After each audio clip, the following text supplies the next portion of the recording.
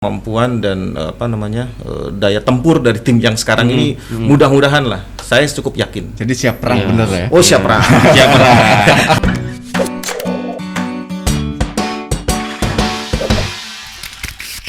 Saya melihat kok di Insani ini, saya menganggapnya kayak misalkan ini kan produknya Pak Isdianto nih, Pak Isdianto. Ya jadi hari ini lagi menguasai pasar karena dia lebih kelihatan. Kalau yang lain mungkin dulu pernah muncul di pasar tapi lagi tenggelam ini. Ya, kalau di Bang Uba cara jualannya Gimana? antara Pak Insani dan sekarang ada Pak Isdianto dan Bu Suryani. Ya pertama ini produknya dulu ya. Saya kira saya bisa menjamin dosa politik yang paling sedikit ya Insani. Kenapa gitu Pak? Pertama karena begini, Pak Isdianto itu kan bukan politician. He is not a politician ya. Iya. Dia seorang birokrat, dia Iya. bekerja. Iya. Nah, Bu Suryani itu politician. Tapi kita tahulah track recordnya. Iya. Orang bisa dipilih sampai 4 kali. Kalau bukan karena trust, ya saya pikir agak sulit ya. Tapi begini, yang menarik tentunya karena ini padanan atau perpaduan yang paling pas untuk memimpin. Yang satu pekerja birokrat, yang satu politician. Jadi terbalik dengan kandidat lain. Ya, ini mohon maaf, misalnya ada politician yang satu ibu rumah tangga misalnya gitu kan. Nah itu harus dicari padanannya. Kalau yang satu memang politician dengan politician. Nah perlu ada balancing. Nah ini yang menjadi produk utama yang sangat-sangat penting buat kami dan memudahkan kami untuk menjual. Makanya kemarin waktu di detik terakhir atau membuat paketnya tadi mungkin bahasanya Bang Adi tadi bikin paket antara Pak Ansar dan Bu Marlin sama ada di situ Pak Isdianto dan Bu Suryani itu bikin paketnya kayak sulit banget itu Bang ya. Kayak ya memang ada keuntungan di balik kesulitan itu. Berarti memang ada kesulitan kemarin Bang ya? Ya ada kesulitan, tapi kan lebih kepada misalnya ibaratnya kita ini bermain catur. Jadi yang mana yang harus kita jalankan, yang mana yang harus kita gerakkan. Dan kemudian tentu ini berkaitan dengan positioning tadi. Nah positioning kandidat ini harus kuat di tengah-tengah masyarakat. Karena kalau positioningnya lemah, nanti masyarakat melihat ini kan ngada-ngada aja nih. Tapi kekuatannya di mana Bang? Ya. Kekuatannya di mana kalau dari pemetaan itu? Nah kalau di pemetaan saya kira sangat real ya. Misalnya Pak Isdianto ini, beliau sudah tak perlu diajarin lagi bagaimana menjalankan pemerintahan. Karena memang beliau besar di situ. Ya. Nah, Ibu Suryani tak usah lagi diajarkan apa sih persoalan masyarakat, karena itu setiap hari persoalan dia. Jadi sebenarnya kandidat ini sebelum ada pilkada sebenarnya sudah menang. Dari sisi ini klaimnya Bang Uba ya. Sebelum ada pilkada ya. Dari sisi pas start pilkada dan nol lagi ya, kalau pilkada start nol lagi. Begini. Artinya apa? Mereka ya betul-betul tahu persoalannya. Ya sebagai anggota DPRD Ibu Suryani ya sebagai ibu rumah tangga juga ya sudah pasti tahu banget lah. Apalagi misalnya kita perlu juga orang yang punya background katakanlah seperti Ibu Suryani, ini luar biasa. Beliau ini kan start dari karyawan biasa. Ya. Nah kalau kita bicara Batam, ya kita tahu segmennya jelas. Kesulitan mereka apa yang menjadi kendala mereka. Nah tanpa harus disampaikan oleh masyarakat, beliau sudah tahu.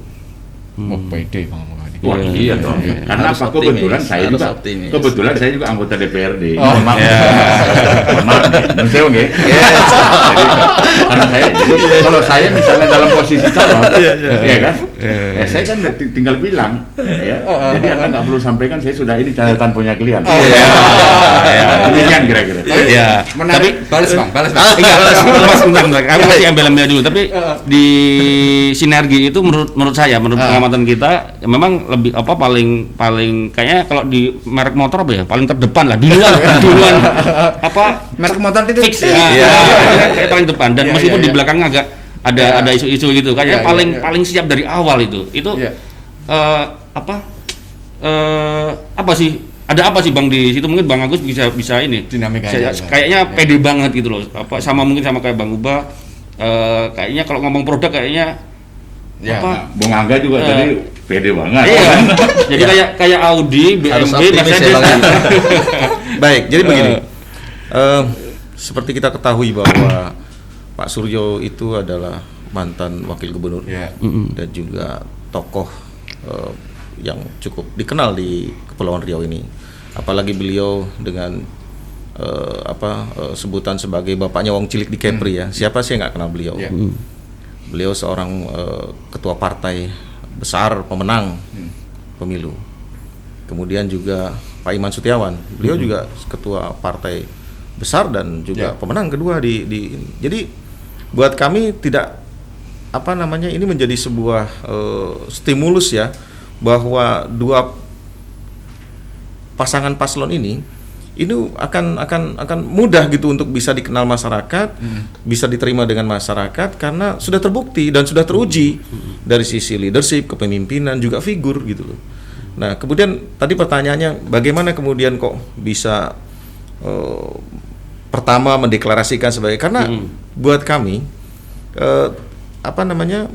menjadi yang pertama dan menjadi yang terbaik itu lebih baik gitu. Kenapa? Karena yang kedua, yang ketiga itu belum tentu pilihan yang baik. Karena pilihan yang baik selalu nomor satu. Betul kan? Nah, itu juga sinergi dengan atmosfer perpolitikan di pusat. Ya, ketika ya mungkin sampean tahu sendiri, ketika PDI Perjuangan kemudian berkolaborasi dengan Gerindra, ini sebuah kekuatan yang besar. Dan kami melihat di Kepri dengan perpaduan kekuatan politik dan juga didukung oleh partai pengusung yang lain seperti PKB, seperti partai ini akan membuat perubahan yang luar biasa gitu. Dan satu hal lagi, dua orang yang sekarang ini menjadi calon gubernur dan paslon, yaitu Romo Suryo dan Pak Iman, itu mempunyai kedekatan emosional kepada pusat. Sehingga kami yakin apabila pasangan ini terpilih, akan menjadi sebuah kekuatan baru bagi Kepri. Makanya slogannya sinergi, Surya Iman Energi Kepri. Itu menjadi semangat baru, motivasi baru untuk bagaimana menjadikan Kepri ini lebih baik. Karena selama ini boleh disadari atau tidak, Kepri sebagai halaman muka Indonesia yang berhadapan langsung dengan negara luar, selama ini kita lihat dari sisi pertumbuhan ekonomi, kemudian dari sisi pembangunan sumber daya manusianya, ini masih jauh dari apa yang diharapkan. Kemudian dengan pasangan ini kami melihat ada optimisme ya, ada optimisme bahwa dengan terpilihnya nanti ini bisa membuat perubahan yang sangat signifikan gitu di Kepri. Iya, Bang. Kalau misalnya ini, kalau ada namanya, kalau di analisa bisnis ada namanya analisa SWOT ya, analisa kekuatan, kelebihan, kekurangan dan ancaman ya. Di sinergi kan Romo kan pernah maju dan gagal ya. Kalau di Pak Isdianto malah mungkin belum pernah dipilih ya, misalnya pilkada. Kalau di Pak Ansar kan memang berapa kali di waktu jadi bupati ya Bang ya. Nah, nanti kalau itu bisa jadi kelemahan nggak Bang? Gini loh, kegagalan itu adalah kesuksesan yang tertunda. Wah, kita harus optimis. Bener ya. Kita tidak pernah kemudian kan gagal kemudian kita berpikir justru kita harus semakin termotivasi gitu loh. Nah, berdasarkan proses ini, kami dari tim juga menganalisa apa potensi opportunity-nya, apa weakness-nya, apa kemampuannya. Ini kemudian saling menutupi. Terlebih dengan sosok Pak Iman Sutiawan, seorang sosok muda yang sukses berkarir di politik dan bisa menjadi seorang pimpinan di DPRD Kota Batam, mampu memimpin partai besar. Ini sebuah dorongan baru gitu. Dia saling melengkapi. Jadi kalau saya melihat, jangan pernah menjadikan sebuah kegagalan itu adalah sebuah kelemahan, tapi justru dijadikan sebagai modal untuk bangkit dan maju sehingga menjadi juara nomor satu. Saya menarik begini Mas, antara Pak Suryo, Pak Ansar, sama Pak Isdianto, itu sebenarnya kan tiga serangkai. Kalau kita runut ke belakang, Pak Suryo dulu pasangan sama Pak Ansar, artinya udah intip-intipan, kekuatannya di sini. Terus sebelum maju Pak Suryo udah bermesraan dengan Pak Isdianto meskipun cerai sebelum ke pelaminan, ya kan? Artinya sudah ada intip-intipan juga gitu. Nah, kira-kira faktor penentu kemenangan di mana tuh Bang? Kira-kira masing-masing mungkin punya gambar. Nanti yang menang, sosok yang pemenangnya tuh di sini loh, yang kekuatan, yang pembedanya. Saya dulu. Ya. Baik. kalau kita berhitung ya dari hasil Pileg dan Pilpres kemarin, kita kan bisa melihat berapa potensi suara secara struktural partai dan bagaimana berapa banyak suara swing voter yang akan berpengaruh signifikan terhadap saat ini. Kalau kita lihat dari DPT Kepri, saya pikir DPT belum diputuskan TPS ya, kurang lebih sekitar 1,1 juta. Dan kemudian kalau kita bicara partisipasi publik pada saat kepesertaan pada saat proses pilkada atau pemilu bisa di angka 67%. Artinya kita bermain di situ gitu. Nah, margin suara yang kita bisa dapat ketika Pileg dan Pilpres kemarin itu cukup untuk menjadi modal menjadi pemenang.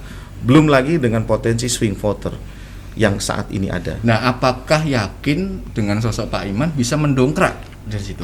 Beliau adalah seorang sosok muda yang cukup energik dan beliau dilahirkan asli di Kepri ini. Ya. Nah, harapannya selama ini saudara-saudara kita di Hinterland ya, itu bisa menjadi sebuah dorongan, menjadi tambahan stimulus untuk kemudian menjadikan sebagai salah satu faktor kemenangan di sini. Kalau Bang Ubah? Bung Angga dulu lah. Bung Angga dulu.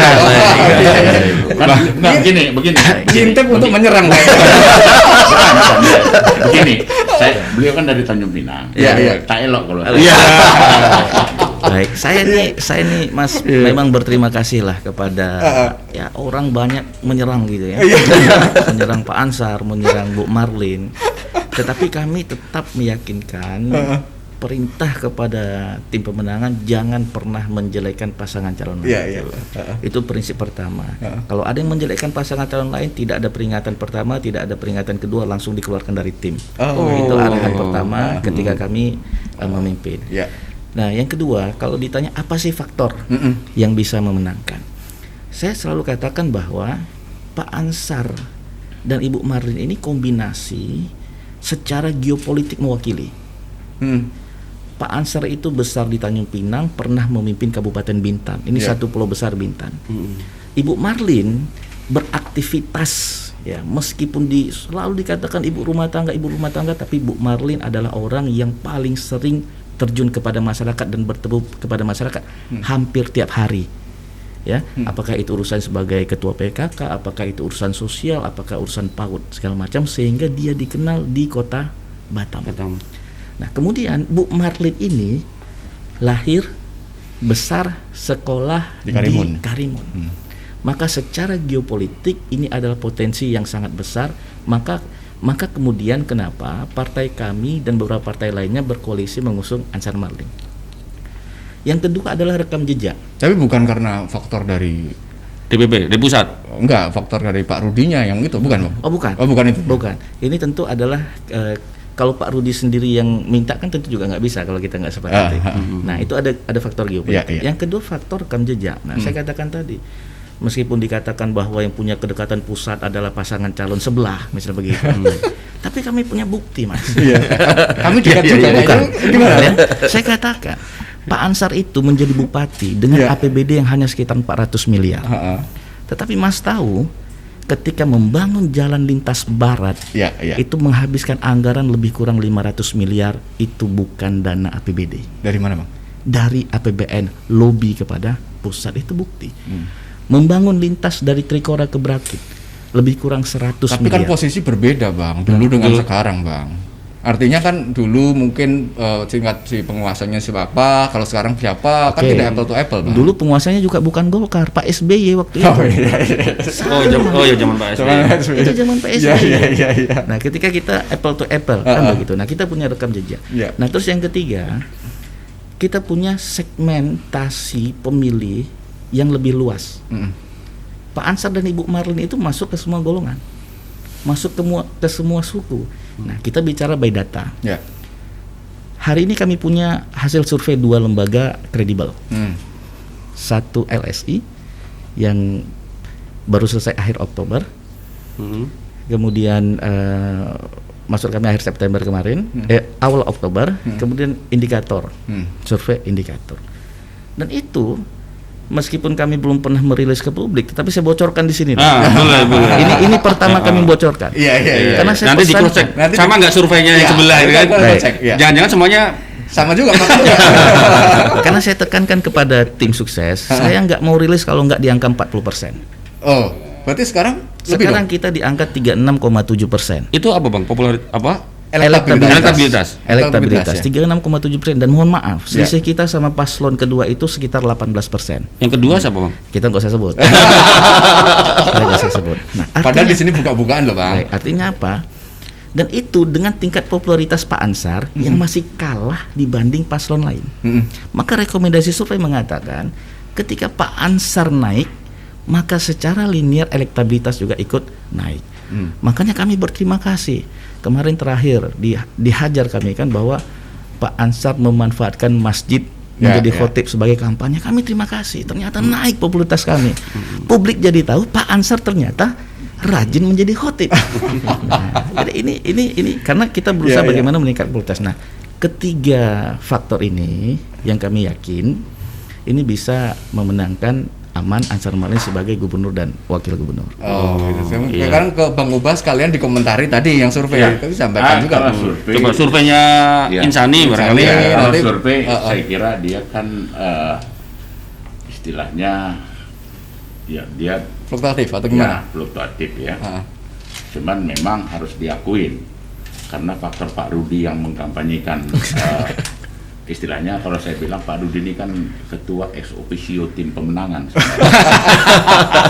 Rudi Ansar Maulin. Tapi kan Hanura di kota dukung juga, Pak. Ya, maksud saya begini, itu memang harus kita akui memberi dampak. Iya. Cuman memang kalau dibilang tadi diganggu atau apa, saya pikir enggak. Tapi kalau memang spanduk kandidat lain berhilangan itu memang betul. Jadi kalau spanduk lain hilang, terus spanduk aman itu tetap aman, ya itu pasti membantu popularitasnya. Saya kira itu. Tetapi gini, saya mau sampaikan bahwa ini kan dengan pertanyaan tadi, saya sih tak mau berpanjang lebar. Tapi kalau kita lihat perjalanan Pak Isdianto, ya saya pikir berkat sinergitas yang dibangun PDIP, beliau jadi gubernur, jadi wakil gubernur. Kemudian diamankan oleh teman-teman Golkar, beliau dan sekarang beliau jadi gubernur. Saya kira ini masih berlanjut. Jadi semua bersinergi nanti. Nah kemudian diamankan oleh teman Golkar dan Nasdem, maka the winner is Isdianto. Kayaknya besok jadi HL nih. Karena memang itu historisnya ada. Jadi bukan tanpa klaim-klaim gitu. Saya kira spiritnya di situ. Spiritnya. Kalau saya sih tak perlu panjang lebar lah ya. Kalau soal misalnya strategi dan lain, saya pikir sudah dipaparkan tadi. Tapi saya lebih melihat kepada substansinya. Jadi bagaimana perjalanan dari ketiga kandidat ini. Iya. Tentu kami berterima kasih atas upaya sinergitas yang dibangun oleh Bung Agus. Kemudian dan diamankan. Maka tadi the winner is